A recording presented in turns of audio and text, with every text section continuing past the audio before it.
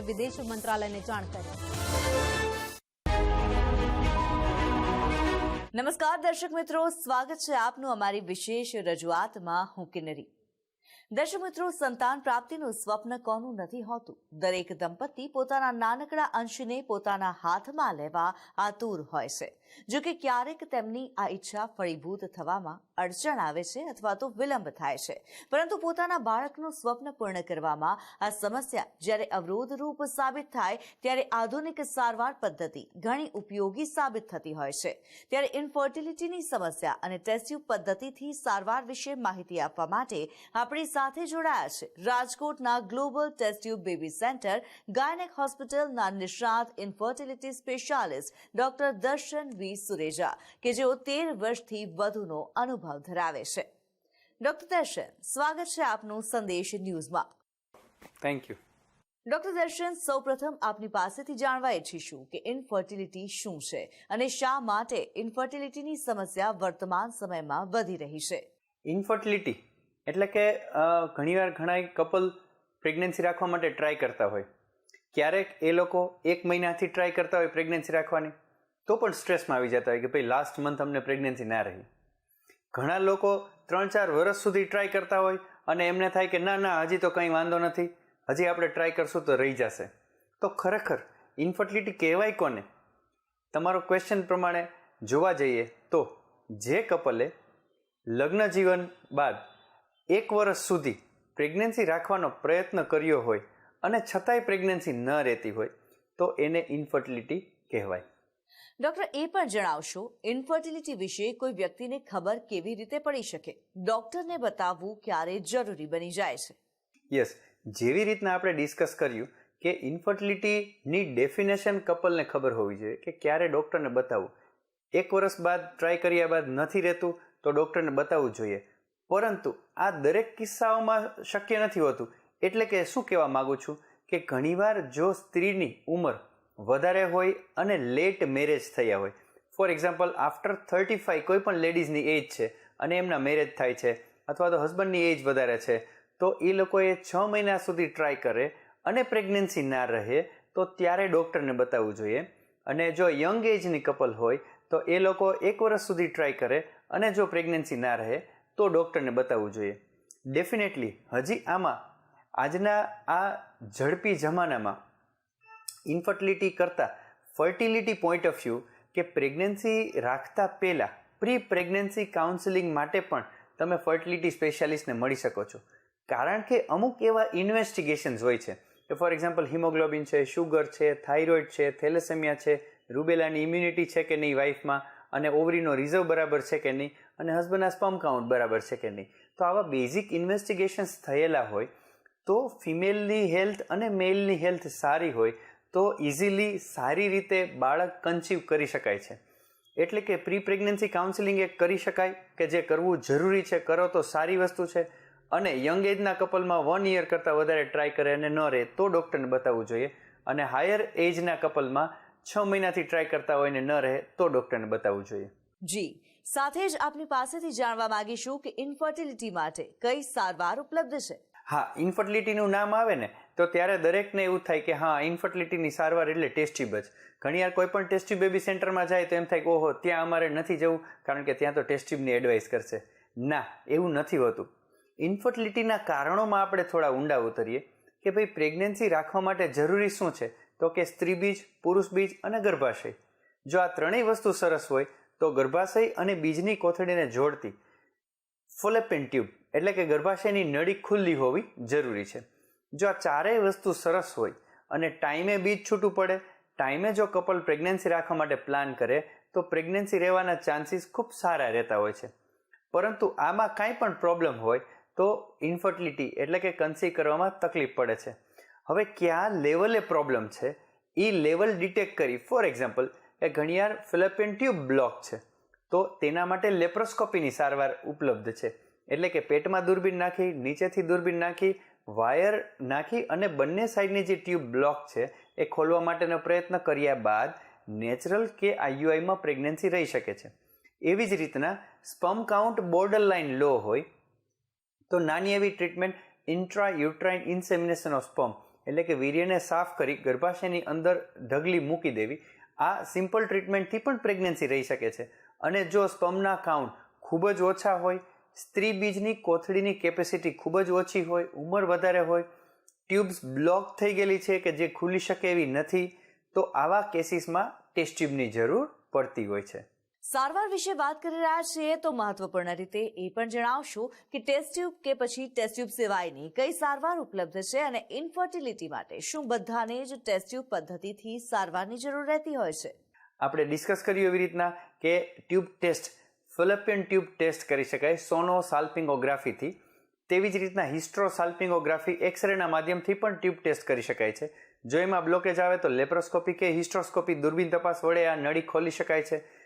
ક્યારેક ચોકલેટ સિસ્ટ, એન્ડોમેટ્રિયોસિસ હોય કે જેની અંદર બીજની કોથળીમાં ઓગળેલી ચોકલેટ જેવું બ્લડ કલેક્ટેડ હોય, જેના હિસાબે ગર્ભાશય, આંતરડા, બીજની કોથળી ખૂબ જ અંદર ચોંટી ગયેલા હોય છે.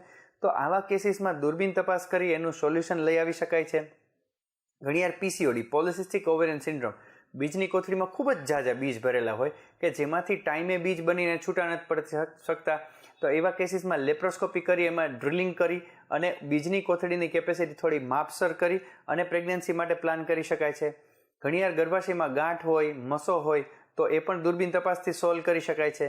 સ્પર્મ કાઉન્ટ મેં તમને કીધા કે બોર્ડર લાઇન હોય તો IUIની ટ્રીટમેન્ટ, અને બહુ જ ઓછા હોય કે સ્ત્રીબીજની કોથળીની કેપેસિટી બહુ જ ઓછી હોય તો ટેસ્ટ ટ્યુબના માધ્યમથી પ્રેગ્નન્સી રહી શકે છે. એટલે કે આવી 3 થી 4 જાતની સારવાર ઉપલબ્ધ છે. યોગ્ય ડૉક્ટર પાસે યોગ્ય નિદાન કરાવી અને ઘણીવાર નાની ટ્રીટમેન્ટથી પણ પ્રેગ્નન્સી રહી શકે છે, એ જોવું ખૂબ અગત્યનું છે. ડૉક્ટર દર્શન, વિશેષ રીતે ઇન્ફર્ટિલિટીની સારવારમાં ટેસ્ટ ટ્યુબ એટલે શું તે જણાવશો. ઓકે, હવે ટેસ્ટ ટ્યુબ એટલે શું એના વિશે આપણે થોડું વિસ્તૃતમાં જાણીએ. ટેસ્ટ ટ્યુબ એટલે વસ્તુ શું છે કે જે સ્ત્રી બીજ અને પુરુષ બીજનું મિલન થઈ અને ગર્ભનું નિર્માણ થતું હોય છે.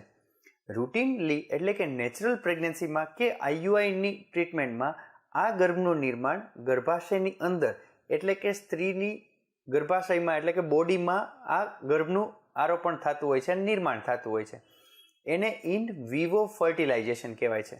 હવે ઇન વિટ્રો ફર્ટિલાઇઝેશન એટલે કે IVF, ગર્ભનું જે ગર્ભાશયમાં આરોપણ થાય છે કે બનાવટ થાય છે એ જ ગર્ભનું ડેવલપમેન્ટ, એનું બનાવવાની પ્રક્રિયા શરીરની બહાર કરવાની પ્રોસિજર એટલે ઇન વિટ્રો ફર્ટિલાઇઝેશન, કે બોડીની બહાર ફલન કરવામાં આવે છે. સ્ત્રી બીજને બહાર કાઢવામાં આવે છે, પુરુષ બીજને બહાર કાઢવામાં આવે છે અને એક મોટા માઇક્રોસ્કોપની અંદર સ્ત્રી બીજને એક બાજુથી પકડી, પુરુષ બીજને બીજી બાજુથી પકડી અને બંનેને વાળ કરતાં પણ 10 ગણી નાની નીડલથી એમની સાથે મિક્સ કર્યા બાદ 3જા કે 5મા દિવસ સુધી ગર્ભનો વિકાસ કરવામાં આવે છે. એટલે કે સાદી ભાષામાં કહીએ ને કે સ્ત્રી બીજ અને પુરુષ બીજના મિલન થયા બાદ કોષનું કોષ વિભાજનની પ્રોસેસ ચાલુ થાય છે કે જે 3જા કે 5મા દિવસ સુધીમાં તમને ખબર પડે કે ભાઈ હવે આ ગર્ભનું ડેવલપમેન્ટ XYZ સારું છે, ખરાબ છે. જે એમાંથી બેસ્ટ ગર્ભ હોય છે એ ગર્ભને સિમ્પલ એવા પ્લાસ્ટિકના કેથેટર દ્વારા સ્ત્રીના ગર્ભાશયની અંદર ફરી આરોપણ કરવામાં આવે છે. આ કહેવાય ટેસ્ટ ટ્યુબની પદ્ધતિ. ટેસ્ટ ટ્યુબની પદ્ધતિમાં મિથ ઘણીવાર એવી હોય છે કે બહુ પેઇનફુલ હોય છે એવું, પણ એવું નથી હોતું. ટેસ્ટ ટ્યુબમાં ક્યારે પણ ચેકો, કાપો, ટાંકો કે દુખાવો નથી થવાનો. બીજ બહાર કાઢવાની પ્રોસિજર હોય છે તેમાં નાનું એવું 15-20 મિનિટનું એનેસ્થેસિયા દઈ બીજ બહાર, સ્પર્મ બહાર અને ગર્ભનું આરોપણ ગર્ભાશયમાં કરવામાં આવે છે. એ તો જાગતા જાગતા જ સોનોગ્રાફીના માધ્યમથી ગર્ભાશયની અંદર આરોપી દેવામાં આવે છે. એટલે કે ઘણા લોકોને મિથ હોય છે કે ઓહો, ટેસ્ટ ટ્યુબમાં તો ઘણું ધ્યાન રાખવું પડે અને મારા શરીર ઉપર ઘણું પ્રયોગો થશે, તો એવું કંઈ હોતું નથી. ડૉક્ટર દર્શન, સવાલ એ થાય કે ટેસ્ટ ટ્યુબ કરવાની જરૂરિયાત કોને પડતી હોય છે? યસ, જેમ હમણાં મેં વાત કરી ને કે યોગ્ય ડૉક્ટર પાસે જેમ ટેલર્ડ મેડ એપ્રોચ કે ભાઈ બધાને એક જ કપડું માપનું નથી આવતું, એવી જ રીતના કે ભાઈ તમારી સાઇઝ પ્રમાણે એટલે કે તમારા કોઝ પ્રમાણે ટ્રીટમેન્ટ ડિઝાઇન કરવાની હોય છે. નહીં કે જેટલા આવે છે બધાને ટેસ્ટ ટ્યુબની એડવાઇસ કરે, પરંતુ sperm count, egg count, tube, uterus અને તમારી ઉંમર ઉપરથી સારવારનો પ્રકાર નક્કી કરવામાં આવે છે. એટલે કે બધાને ટેસ્ટ ટ્યુબની જરૂર હોય એવું નથી હોતું. ડોક્ટર દર્શન, ટેસ્ટ ટ્યુબ પદ્ધતિની અંદર ટેસ્ટ ટ્યુબમાં કોઈ આડઅસરનું જોખમ રહેતું હોય છે ખરું? યસ, ટેસ્ટ ટ્યુબની આડઅસરની ગેરમાન્યતા બધાને એમ થાય કે ઓહો, ટેસ્ટ ટ્યુબ કરાવશું તો મારા શરીરમાં ઘણા નુકસાન થશે કે ઘણા ફેરફાર થશે. તો એવું કંઈ હોતું નથી. પણ સિમ્પલ સાઇડ ઇફેક્ટ ન કહી શકાય, પરંતુ આપણે એવું કહી શકાય કે ભાઈ નંબર ઓફ ઇન્જેક્શન્સ 10 થી 12 દિવસ માટે લેવાના હોય છે. તે કીડીનો ચટકો ભરે એવા ઇન્જેક્શન્સ થોડાક દિવસ માટે લેવાના હોય છે. અને જ્યારે બીજ બહાર કાઢવાના હોય છે ત્યારે ઘણીવાર નંબર ઓફ બીજ ઝાઝા બની જાય તો ઓવેરિયન હાઇપર સ્ટિમ્યુલેશન થવાના ચાન્સીસ હોય છે. એટલે કે બીજ ઝાઝા બને તો પેટમાં થોડું ઘણું પાણીનું કલેક્શન, એટલે કે પાણી ભરાય, એસાઇટિક ફ્લુઇડ ભરાય, ઉલટી ઉપકા થઈ શકે. આ ટેમ્પરરી ફિનોમિનન ક્યારેક થઈ શકે છે. તો આને ઓવેરિયન હાઇપર સ્ટિમ્યુલેશન કહી શકાય છે. આ માઇનર એવી સાઇડ ઇફેક્ટ આઈવીએફની કહેવાય કે જે હવેના આઈવીએફની સાયકલ્સમાં વસ્તુ અવોઇડ કરવા માટે ઇન્જેક્શન દેવાથી હોર્મોન લેવલ હાઈ જાય. ઓવેરિયન હાઇપર સ્ટિમ્યુલેશન પ્રિવેન્ટ કરવા માટે શું કરતા હોય અમે કે બીજ બહાર, સ્પર્મ બહાર, જે પણ એમ્બ્રિયો બને એમને -196 ડિગ્રી સેન્ટીગ્રેડે ફ્રીઝ કરી દેતા હોય છે. જ્યારે પણ વચ્ચે એક બ્રેક લઈએ અને મેન્સિસ આવે વાઇફને, તો જે હોર્મોન લેવલ હાઈ ગયું હોય તે ફરી પાછું પોતાના બેઝ લેવલ ઉપર આવી જાય. તો આ જે માઇનર સાઇડ ઇફેક્ટ હોય છે તે રિવર્સ થઈ શકે છે. એટલે કે આઈવીએફમાં કોઈ એવી મેજર સાઇડ ઇફેક્ટ નથી.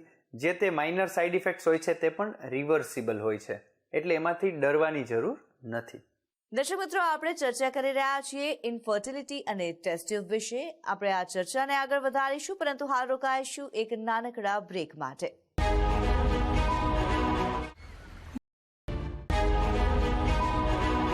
Welcome back. આપણે ચર્ચા કરી રહ્યા છીએ ઇન્ફર્ટિલિટી અને ટેસ્ટ ટ્યુબ વિશે અને આપણી સાથે જોડાયા છે ડોક્ટર દર્શન બી સુરેજા. તેમની સાથે આ ચર્ચાને આગળ વધારીએ. ડોક્ટર દર્શન, ઇન્ફર્ટિલિટી ન થાય તેના માટે, તેના પ્રિવેન્શન માટે થઈને શું કરવું જોઈએ? યસ, એ ખૂબ જ અગત્યનો ક્વેશ્ચન તમે પૂછ્યો. કારણ કે ઇન્ફર્ટિલિટીની ટ્રીટમેન્ટ છે કે આઈવીએફમાં શું કરે છે એ બધું તો ખબર છે કે તમને કે ભાઈ જ્યારે જરૂર પડવાની છે ત્યારે આપણે એ ગોતવાના છીએ અથવા તો ડૉક્ટર પાસે જઈને ટ્રીટમેન્ટ લેવાના છીએ. પરંતુ વધારે અગત્યની વસ્તુ શું છે કે ઇન્ફર્ટિલિટી પ્રિવેન્ટ કરવા માટે તમે શું કરી શકો? તો ઇન્ફર્ટિલિટીના કારણો જેમ મેં ડિસ્કસ કર્યા, તો પ્રિવેન્શન માટે શું કરી શકો કે જ્યારે પણ પ્રેગ્નન્સી માટે પ્લાન કરતા હોય એટલીસ્ટ તો અર્લી પ્લાન કરે, લેટ પ્રેગ્નન્સી પ્લાન ન કરવો જોઈએ. સેકન્ડ થિંગ કે પ્રેગ્નન્સી પ્લાન કરતા હોય ત્યારે પોતાના ડાયટમાં પ્રોપર ફેરફાર કરવો જોઈએ. જંક ફૂડ અવોઇડ કરવાનું, શુદ્ધ અને સાત્વિક ખોરાક લેવો જોઈએ. મેંદાવાળું, આથાવાળું, શુગર, સોલ્ટ અવોઇડ કરવું જોઈએ. જો બહુ ઓબેસિટી હોય, વજન વધારે હોય તો એ વજનને કંટ્રોલમાં રાખવો જોઈએ. તેવી જ રીતના પોતાનું વર્ક લાઈફ બેલેન્સમાં હોવું જોઈએ. એટલે કે લોંગ અવર્સ ઓફ વર્ક, રાત્રે બહુ જાગીને વર્ક કરવું, એક્સેસ મોબાઈલ યુઝનો અવોઇડ કરવો જોઈએ. તેમજ પુરુષ માટે, હવે તો સ્ત્રી માટે પણ એટલું કોમન થઈ ગયું છે વ્યસનનું પ્રમાણ. એટલે કે જે સિગરેટ છે, તંબાકુ છે, આલ્કોહોલ છે, ડ્રગ્સ છે, એ બધાનું સેવન ઓછું કરવું જોઈએ. કારણ કે એ તમારી મેન્ટલ અને ફિઝિકલ એનર્જી આખી એબ્ઝોર્બ કરી લેતા હોય છે. તો એ પણ અવોઇડ કરવું જોઈએ. અને પ્રોપર ટાઈમે અને પ્રોપર સમય માટેની સ્લીપ લેવી જોઈએ. કારણ કે પ્રોપર સ્લીપ લેવાથી તમારા મગજમાં જે મેલેટોનિન નામના હોર્મોન્સને રિલીઝ થાય છે અને સ્ટ્રેસ રિલેક્સેશન માટેની જે ટેકનિક્સ છે, મેડિટેશન છે, આવી બધી વસ્તુને ફોલો કરવી જોઈએ. અને પ્લસ અમે અમારા હોસ્પિટલમાં હોલિસ્ટિક આઈવીએફ અથવા તો હોલિસ્ટિક માટે પ્લાન એડવાઇસ કરતા હોય છે કે જેના વિશે આપણે ડિટેલમાં આગળ સમજશું.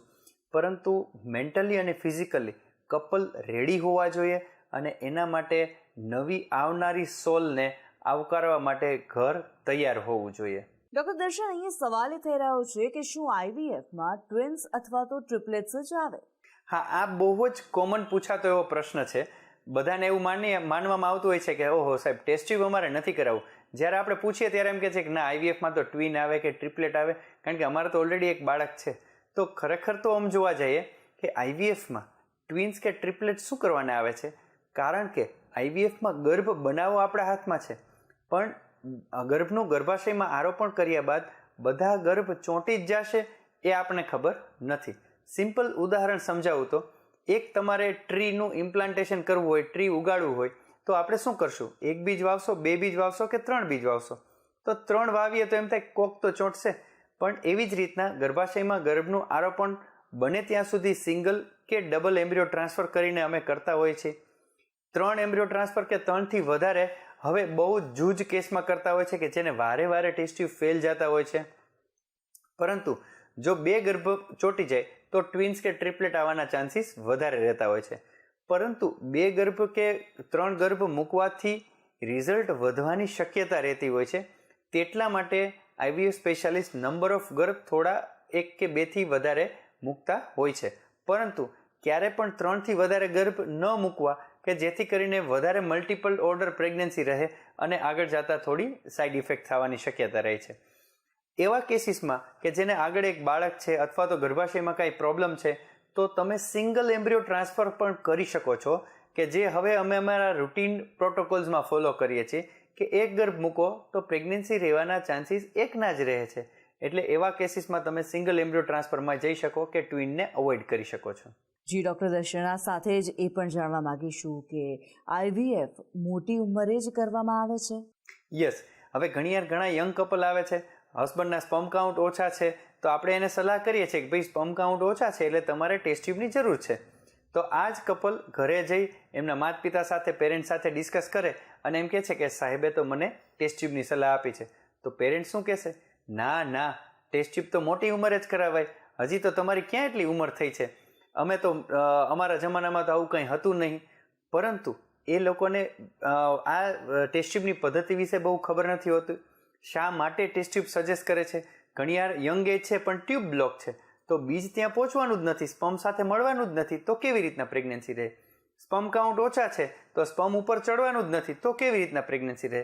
તો આવા કેસીસને હેલ્પ કરવા માટે આ તો વિજ્ઞાનનું એક આશીર્વાદ રૂપ આઈવીએફ કહેવાય કે જેમાં સ્ત્રીબીજ અને પુરુષ બીજનું ફલન કરી અને સારું ગર્ભ બનાવીને ગર્ભાશયમાં આરોપણ કરવાથી એ જ સ્ત્રીને માતા બનવાનું સુખ સંપન્ન થઈ શકે છે. જી ડૉક્ટર દર્શન, અહીંયા આપની પાસેથી જાણવા માંગીશું, હસબન્ડના સિમેન કાઉન્ટ 0 હોય તો એમાં ટેસ્ટ ટ્યુબથી પ્રેગ્નન્સી રહી શકે? યસ, એવા અમારા ઘણા પેશન્ટ છે. ઇવન અમે એવા પેશન્ટ્સની 2 ડિલિવરી પણ કરાવેલી છે કે હસબન્ડના કાઉન્ટ 0 હોય તો ઘણીવાર શું થાય કે સિમ્પલ લોજિક તમને સમજાવું ને કે બ્રેઇનમાંથી એક પિચ્યુટરી નામની ગ્રંથિ હોય છે કે જેમાંથી હોર્મોન નીકળી અને ટેસ્ટિસને સિગ્નલ આપતા હોય છે કે સ્પર્મ બનાવો. એ સ્પર્મ એક નળી મારફત બહાર નીકળતા હોય છે. તો ક્યારેક એવું હોય છે કે સ્પર્મ પ્રોડક્શન લેવલ એટલે કે ટેસ્ટિસમાં સ્પર્મ બનતા નથી, મગજના પિચ્યુટરીમાંથી હોર્મોન્સ બરાબર બનતા નથી કે બહાર નીકળવામાં કાંઈ પ્રોબ્લેમ છે. સિમ્પલ ઉદાહરણથી સમજાવું કે તમે આને કૂવા તરીકે સમજો તો નળ ચાલુ કરો છો, નળમાં પાણી નથી આવતું તો સમજવાનું કે કાં કૂવામાં જ પાણી નથી અથવા તો પાઇપમાં બ્લોક છે. પાઇપમાં બ્લોક છે તો કૂવામાં જઈ અને તમે પાણી વિડ્રો કરી શકો છો, એટલે કે ટેસ્ટિસમાં સ્પર્મ બને છે પણ બહાર નીકળતા નથી.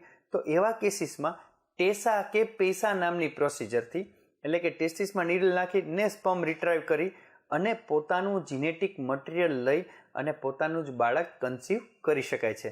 તો આવા ટેસા પેસાથી 0 કાઉન્ટવાળાને ઘણાને પ્રેગ્નન્સીના રિઝલ્ટ અમે આપી ચૂક્યા છીએ. જી, અને મહત્વપૂર્ણ રીતે જો સ્ત્રીને મેન્સીસ બંધ થઈ ગયા હોય તો શું ટેસ્ટ ટ્યુબથી પ્રેગ્નન્સી રહી શકે છે? યસ, પોસ્ટ મેનોપોઝલ પ્રેગ્નન્સી જેમ લેડીઝની ઉંમર વધે એવી રીતના બીજની કોથળીની કેપેસિટી ઘટવાની છે. બીજ ઓછા બને, ગર્ભાશયની ચામડી ઓછી બને તો આવી જ રીતના ગર્ભાશયમાંથી માસિક બનવાનું બંધ થઈ જાય અને એમને મેનોપોઝ આવી જાય. તો એવા કેસીસમાં શું થયું તો કે ભાઈ સ્ત્રીબીજ નથી. પ્રેગ્નન્સી રાખવા માટે જેમ આપણે જોયું સ્ત્રીબીજ, પુરુષ બીજ અને ગર્ભાશય આ 3 વસ્તુ સારી જોઈએ. સ્પર્મ હસબન્ડના સરસ છે, ગર્ભાશય બરાબર છે પણ બીજ નબળા પડ્યા છે. તો એવા કેસીસમાં સ્ત્રીબીજ દાતાનું લેવાનું, સ્પર્મ હસબન્ડનું લેવાનું, બંનેને બહાર આઈવીએફમાં ફલન કરી ગર્ભ બનાવી અને એ જ સ્ત્રીના ગર્ભાશયમાં ચામડી હોર્મોનલી એટલે કે આર્ટિફિશિયલી બનાવી અને એમાં આરોપણ કરવાથી પોતાના જ કુખે બાળકનો જન્મ આપી શકે છે. ભલે એને સ્ત્રીબીજ દાતાના લેવા પડ્યા પરંતુ પોતાની કુખમાં પ્રેગ્નન્સી તો રાખી શકે છે. તો આવા કેસીસમાં અમે ઘણા એવા પોસ્ટ મેનોપોઝલ લેડી છે કે જેને અમે સંતાન સુખ આપી શક્યા છીએ. ડોક્ટર દર્શન, આઈવીએફ સેન્ટર સિલેક્ટ કરતા પહેલા દર્દીએ શું ધ્યાન રાખવું જોઈએ? કેવા પ્રકારનું સેન્ટર સિલેક્ટ કરવું જોઈએ અથવા તો કયા ડોક્ટરને બતાવવા જવું જોઈએ? આ ખૂબ જ અગત્યની વાત છે. સેન્ટર સિલેક્ટ કરતા પહેલા તો દર્દીએ પોતાના વિશે જાણ કરવી જોઈએ, જાણ મેળવવી જોઈએ કે ભાઈ ખરેખર પોતાના રિપોર્ટ્સ પ્રમાણે જે તે રૂટીન ગાયનેકોલોજીસ્ટને બતાવ્યું પોતાનું નોલેજ ઇન્ફર્ટિલિટીમાં થોડું ગેઇન કરવું જોઈએ. સારા ઇન્સ્ટામાંથી કે સારા કોઈ ડૉક્ટર્સને ફોલો કરીને પોતાના જે નોલેજ પ્રમાણે કે ભાઈ હવે મારે ખરેખર જરૂર શું છે ઇન્ફર્ટિલિટીની ટ્રીટમેન્ટ માટે, યોગ્ય ડૉક્ટરને સર્ચ કરવા માટે એક વસ્તુ એ પૂછી શકે છે કે તમે તમારા હોસ્પિટલમાં IUI કેટલા કરો છો કે IVF કેટલા કરો છો. કારણ કે IUI એટલે શું છે કે સિમ્પલ ટ્રીટમેન્ટ છે કે ઘણીવાર કદાચ સ્પર્મ કાઉન્ટ બોર્ડર લાઇન હોય, ભલે ને લગ્નને 10 વર્ષ થયા હોય તો પણ એવા કેસીસમાં સિમ્પલ IUIની ટ્રીટમેન્ટથી પ્રેગ્નન્સી રહી શકે છે. પણ તે પ્રોપર ડાયગ્નોસિસ તો થવું જોઈએ ને. ટ્યુબ બ્લોકેજ હોય તો ટ્યુબ ખુલી શકે છે. તો પ્રોપર ડાયગ્નોસિસ એટલે કે ટેલર્ડ મેડ એપ્રોચ જે પણ ડૉક્ટર કરતા હોય તેની પાસે કરાવડાવવું જોઈએ. ઘણીવાર ઘણા કપલને એવું થતું હોય કે ના હજી તો અમારે છે ને સસ્તું જ્યાં ટ્રીટમેન્ટ થતી હોય ત્યાં કરાવડાવવું છે. સસ્તું ટ્રીટમેન્ટ ત્યાં શું કરવાને થાય છે એ તમારે વિચારવું જોઈએ. કારણ કે ઘણીવાર હું પેશન્ટ્સને સમજાવતો હોઉં છું કે ભાઈ એક ચોખા છે કે જે રાશનમાં મળે છે અને એક ચોખા છે કે જે બાસમતી છે, તો બંનેની ક્વોલિટીમાં ડિફરન્સ હોય છે. એટલે કે યોગ્ય ક્વોલિટી, કારણ કે આ ટેસ્ટ ટ્યુબનો પ્રયોગ તમારા આવનાર બાળક માટે તમારા શરીર ઉપર તમે કરી રહ્યા છો, તો બને ત્યાં સુધી સારામાં સારા ઇન્જેક્શનની ક્વોલિટી વપરાતી હોય, સારા એક્સપિરિયન્સ ડૉક્ટર હોય, તમે એના રિઝલ્ટ્સ જાણેલા હોય, ગૂગલ રિવ્યૂઝ જુઓ, તમે એના પોતાના ડૉક્ટરના નોલેજને તપાસો, જૂના પેશન્ટ્સના રિવ્યૂઝ પણ તમે પૂછી શકો છો. તો આ બધાને ડિસિઝન મેકિંગમાં આવા પોઈન્ટ્સને ધ્યાનમાં રાખી અને સેન્ટર સિલેક્ટ કરવું જોઈએ. નહીં કે એ સેન્ટર હમણાં ચાલુ થયું હોય અને તમે ત્યાં IVF કરાવડાવો. તો બેસ્ટ સેન્ટર્સમાં IVF કરાવડાવવાથી કે કોઈ પણ ઇન્ફર્ટિલિટીની ટ્રીટમેન્ટ કરાવવાથી સારું રિઝલ્ટ મેળવી શકાય છે. ડોક્ટર દર્શન, આપ અમારી સાથે સંદેશ ન્યૂઝ પર જોડાયા અને આટલી મહત્વપૂર્ણ જાણકારી અમારા દર્શક મિત્રો માટે આપી. આપનો ખૂબ ખૂબ ધન્યવાદ. Thank you. તો દર્શક મિત્રો, અમારી વિશેષ રજૂઆતમાં હાલ બસ આટલું જ. મને રજા આપશો. નમસ્કાર. પ્લાસ્ટિક